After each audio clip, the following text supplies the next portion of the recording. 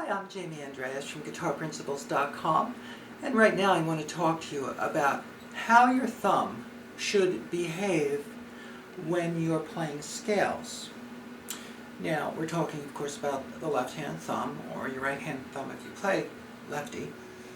And there's a lot of questions that people have about how the thumb should act during the playing of scales, or really any kind of movement where the fingers are going from the sixth string and traveling all the way up here. If you're working with the principal system for learning the guitar, that means that you are training your left hand for full use of all the fingers on the neck.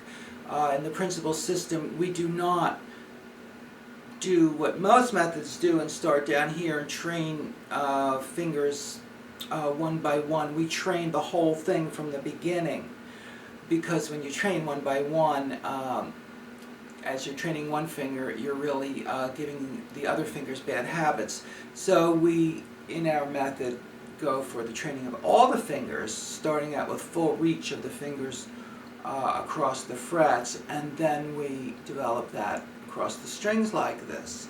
We do that with a series of exercises called the walking exercises, which have you doing things like this. So you're dealing with having to move across all the strings right from the beginning of playing.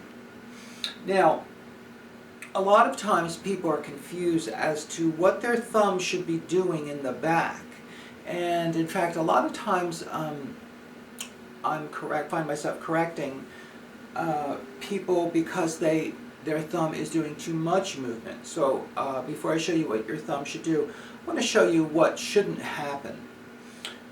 What shouldn't happen is that when you start on the sixth string, as most scales do when you learn them, and as these exercises do, because that's the best place to start, on the sixth string, and as you come up, what you don't want to happen is for your hand to come out too far from the neck, so that there's too much space there.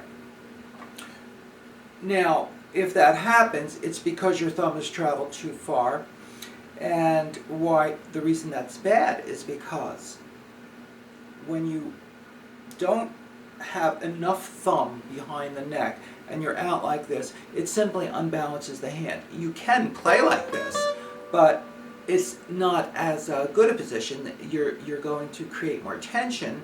You're going to have more problems, especially at high speeds, than if you have a really optimum position where you really have as much thumb as you can get behind the neck, while still having the fingers able to be up like this.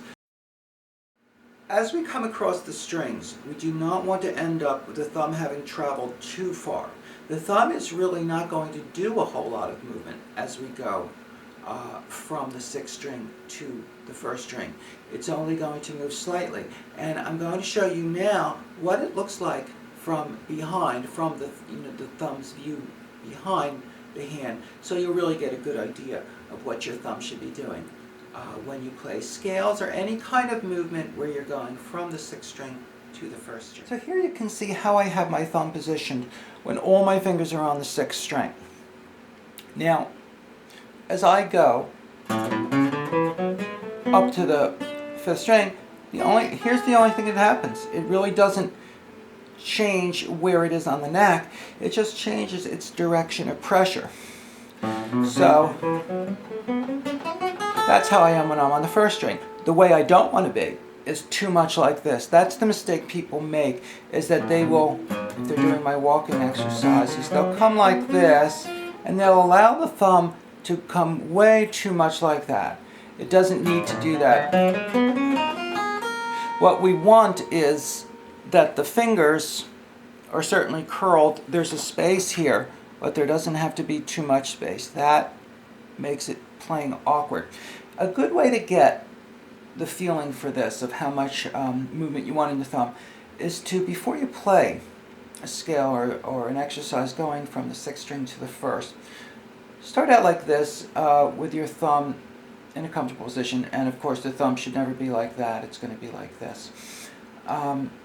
and just move all your fingers over to the first string without even playing any notes. See what kind of position you can have as you do that. Now notice that I start with my thumb pretty much on the other side. If I think of the neck as halfway point here, I'm on the other side of that halfway point. And as I go like this, my wrist straightens out a little bit. The fingers assume more of a curve because they have to flex more in order to play on the first string. They have to bend more. And the thumb is behind, it's pretty much behind my second finger. And it's standing like that now. So when I started, it was simply bent a little more. I bent it in that middle joint. Now, rather than move it, I change the direction of its pressure by simply doing that. So if you do this, go from the moving all your fingers from the sixth string to the first string, you can get an idea of how your thumb should behave as you're playing scales across the whole width of the strings.